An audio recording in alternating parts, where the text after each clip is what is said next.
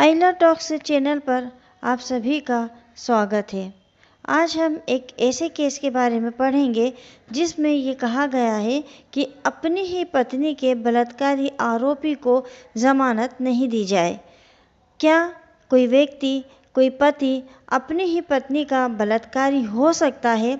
वो कौन सी कंडीशन से है जहाँ पर कि पति जो है वो अपनी पत्नी के बलात्कार का आरोपी बन सकता है, और किन आधारों पर ऐसे पति की जमानत याचिका को नामंजूर कर दिया गया है?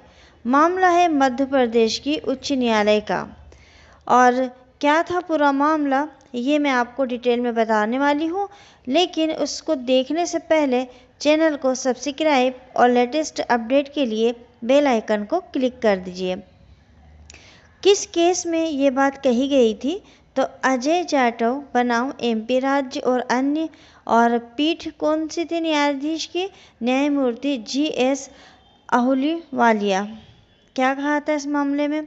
मध्य प्रदेश उच्च न्यायालय जो ग्वालियर की बेंच थी, उसने एक ऐसे व्यक्ति को जमानत देने से इनकार कर दिया था जिस पर अपनी ही पत्नी के साथ शारीरिक संबंध स्थापित करने का आरोप लगाया गया था, और उसकी उम्र जो है वो कथित अपराध के समय, जिस समय उसके साथ शारीरिक संबंध बनाया गया था, वो 18 वर्ष से कम थी, और यही वजह थी कि उसके खिलाफ बलात्कार का मामला दर्ज किया गया।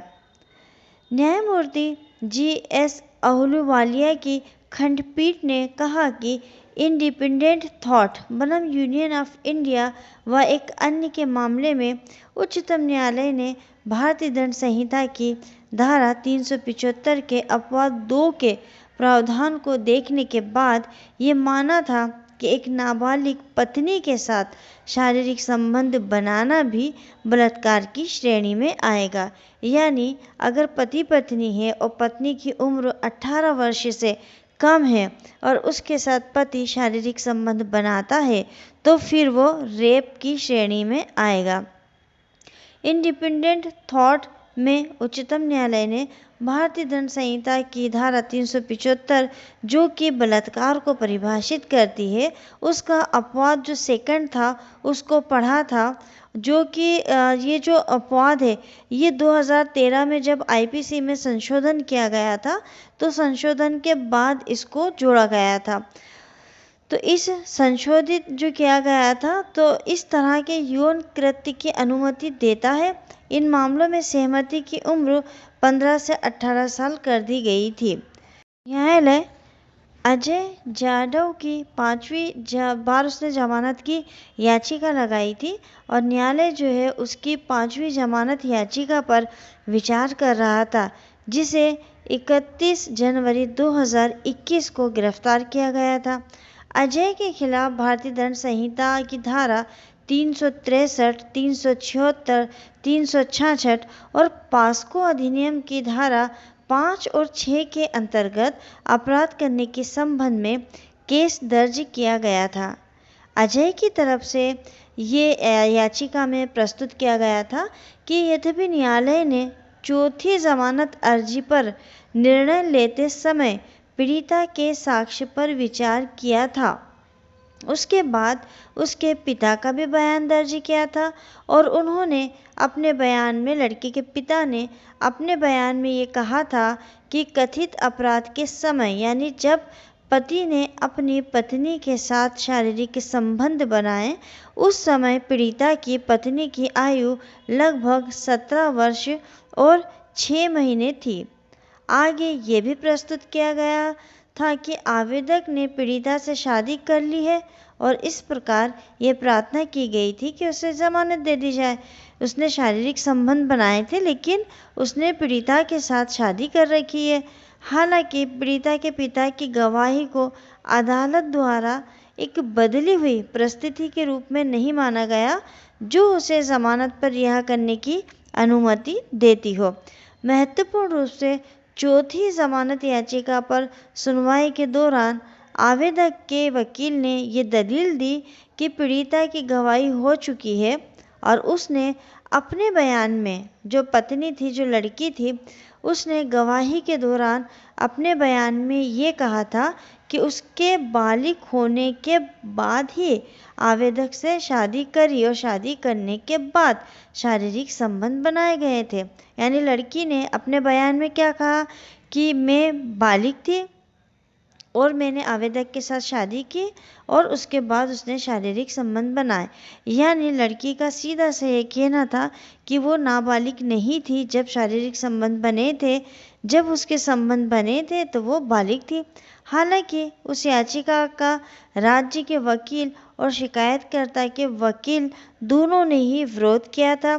ये प्रस्तुत किया गया था कि अस्पताल की रिपोर्ट के अनुसार पीड़िता ने 16 सितंबर 2020 को एक बच्चे को जन्म दिया था। इस प्रकार ये स्पष्ट है कि वह दिसंबर 2019 के महीने में ही गर्भवती हो गई थी और पीड़िता जो थी उसकी जन्म तिथि 1 फरवरी 2002 है। ऐसे में ये बिल्कुल साफ था कि गर्भवती होने के समय पीड़िता जो है वो नाबालिग थी। इन परिस्थितियों में अदालत ने 31 जुलाई 2021 को आवेदक की जमानत याचिका को खारिज कर दिया था। उसके बाद उसने अपनी 5वीं जमानत याचिका यानी तत्काल जमानत याचिका दायर की थी। 21 अक्टूबर को आवेदक की 5वीं जमानत याचिका पर सुनवाई करते हुए न्यायमूर्ति GS अहलूवालिया की पीठ ने कहा था कि परिस्थितियों में किसी भी बदलाव के अभाव में जमानत देने के लिए कोई मामला नहीं बनता है और इसलिए उसकी जमानत को 5वीं बार भी खारिज कर दिया गया। तो जो पत्नी के बलात्कार का आरोपी व्यक्ति था उसने 5 बार न्यायालय में जमानत के लिए अप्लाई किया, लेकिन 5वीं बार उसकी जमानत खारिज कर दी गई। इस तथ्य को नहीं माना गया कि उसने शादी कर ली थी, उसने अपनी पत्नी के साथ शारीरिक संबंध बनाए थे। सीधा सा था कि भारतीय दंड संहिता में 376 का जो अपवाद है उसके अंतर्गत ये कहा गया है कि अगर नाबालिग पत्नी के साथ भी, चाहे वो अपनी सहमति दे या ना दे, अगर शारीरिक संबंध बनाते हैं तो वो रेप की श्रेणी में ही आएगा और इसी के आधार पर न्यायालय ने आरोपी की जमानत को नामंजूर कर दिया था। ये नए कुछ केसेस हैं जिनके ऊपर कंपटीशन एग्ज़ाम में क्वेश्चन बन सकते हैं। तो इन जो केसेस हैं इनको आप अच्छे से पढ़िएगा, समझिएगा, देखिएगा। और अब आप मुझे इजाज़त दीजिए।